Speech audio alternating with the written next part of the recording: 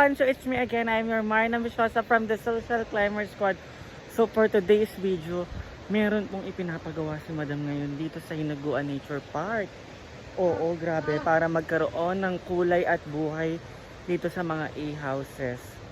So meron tayong color orange, purple, and red na may kita. At ipapakita ko po sa inyo ngayon kung ano po ang kanilang ginagawa. Abangan. Ayan po, oh, grabe, ang ganda na ng A-house. Ayan na, pak. Ayan na po yung bagong A-house ngayon. Diba? Tsada na. Oh, ayan po yung mga ilalagay na mga colors dyan. Na ay orange, purple, red. Ayan, lahat po ng A-house para at least mag-improve at mas gumanda pa siya. Diba? Hindi na siya basta-basta.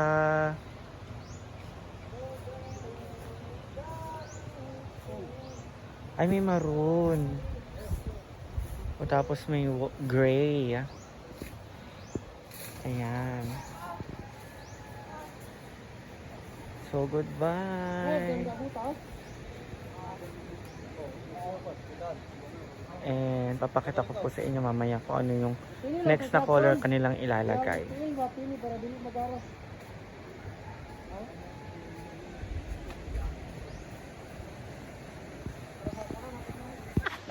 Hi! So bibili po kami ng pampansit ni Amanda dyan lang po sa labasan. Siyempre ayokong ako lang mag-isa kaya nagpasama na ako kay Amanda. Ang bibili lang naman namin is yung pansit, yung noodles, and cabbage tapos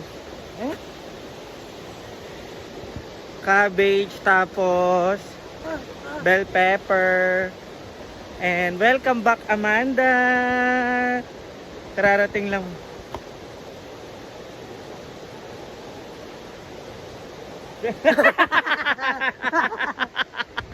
Ay! Pinicturean ako niya Amanda habang tulog. Kaloka siya. Oh, so ayan, see you later. So ayan, cabbage.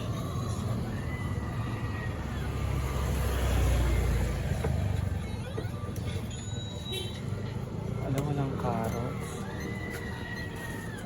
Cabbage mo.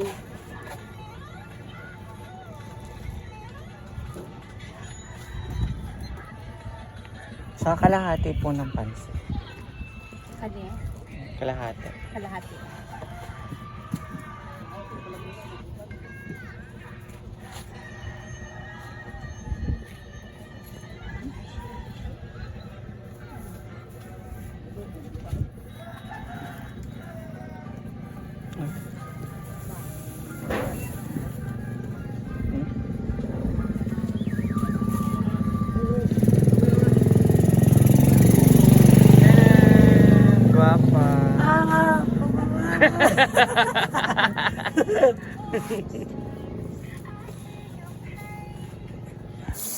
So dahil nakakaluwag-luwag tayo guys, meron tayong margarine. So magigisa na po tayo ng bawang and sibuyas.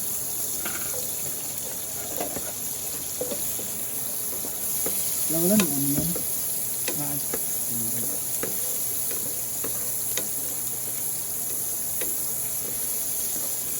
So ayan, isasama na po natin ang ating baboy.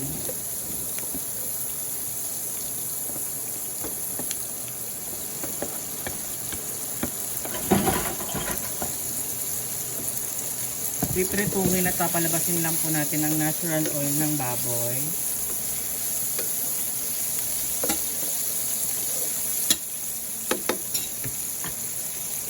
So dahil lumabas na yung natural chemiratic ng ating baboy, lalagyan na po natin siya ng oyster at ilalagay ko na po yung Baguio beans and what you call that? Carrots para at least maluto siya ng sabay. Kasi di ba sila yung matitigas na gulay. So isasabay ko na din siya dito sa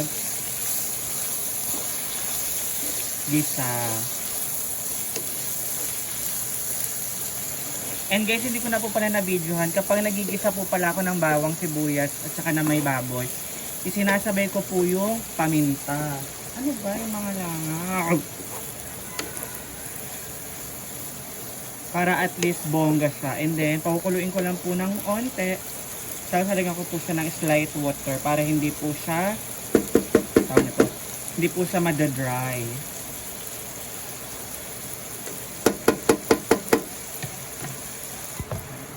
And guys, halagyan ko po siya ng water. Ma'am, Ayan, nilagyan ko po naka-cornstarch. ito ng water. Ilalagay na rin po natin ang pansit. Salaon naman.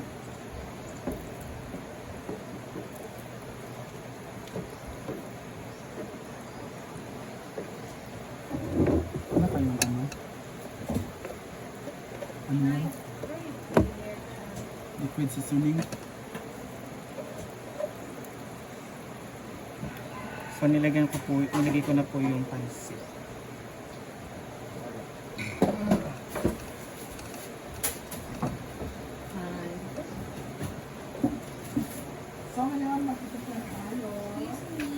Ayan guys. Ang bango.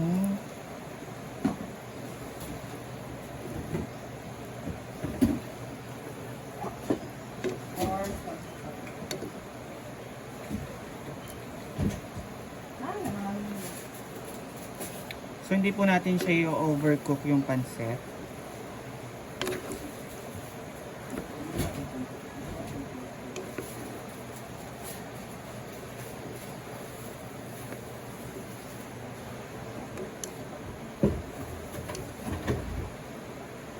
Diba? Perfect.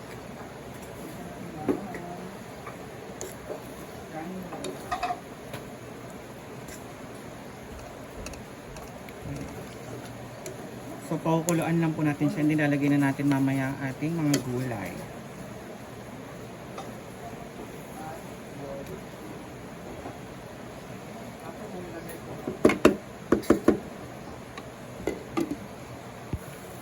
Lalagay na po natin ang ating bell pepper and also cabbage. Ayan. Kasi guys, maluluto na siya. So, kasabay natin maluto yung cabbage.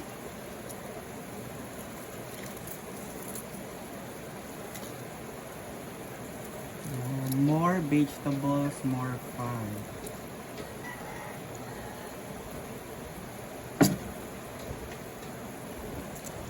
Ay, nalagyan. So, haluin natin siya para hindi siya dumikit sa ilalim.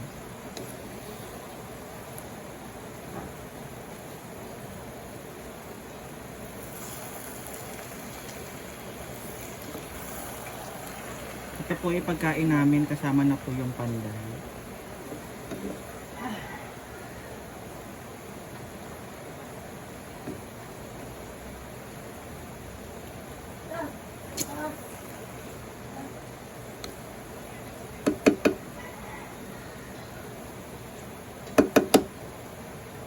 Diba? Ang perfect.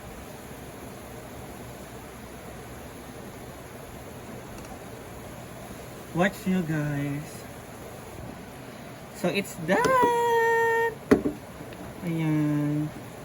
At least hindi siya super duper duper overcook. Kasi, saglit ko lang siyang pinakuluan. Pero ito yung gusto ko yung mamasama-masa ng onte. Ayan. Walang sauce pero mamasama-masa ng onte.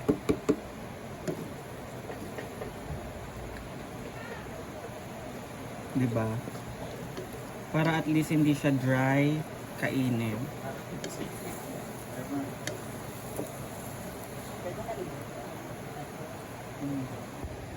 So hi everyone, ito na po yung naluto nating pansit. Ayan. Nalabog na lang siya kasi naiiwan ko nakabukas yung kilan. Tapos nakatakip. So dito na po sila kakain.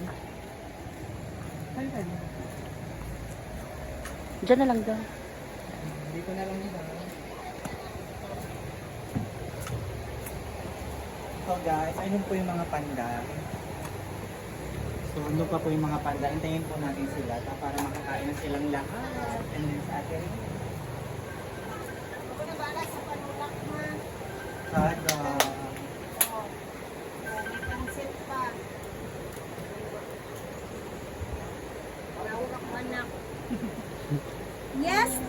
Ito na po ang Hinaguan Nature Park ngayon. Pak. Ito ang Hinaguan Nature Park 2.0. Kasi kakaiba na siya, ayan.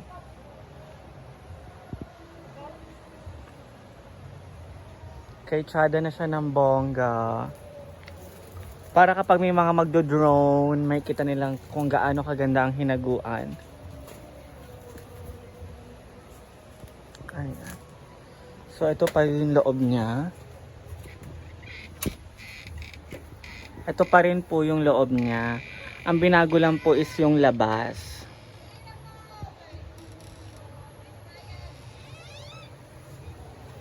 Ayan. Bali yung labas lang po yung babaguhin para at least malamig pa din yung loob.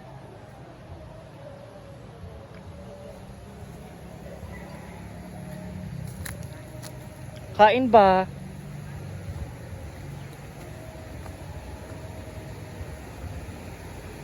So, ito po si mother.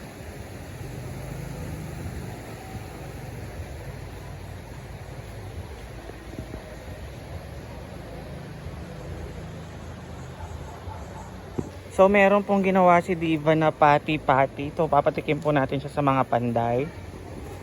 Ayan.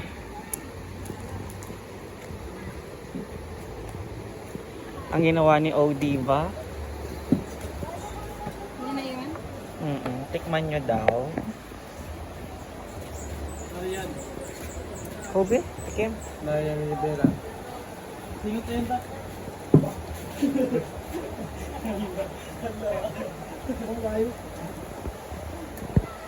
Nilamig lang. Nilamig.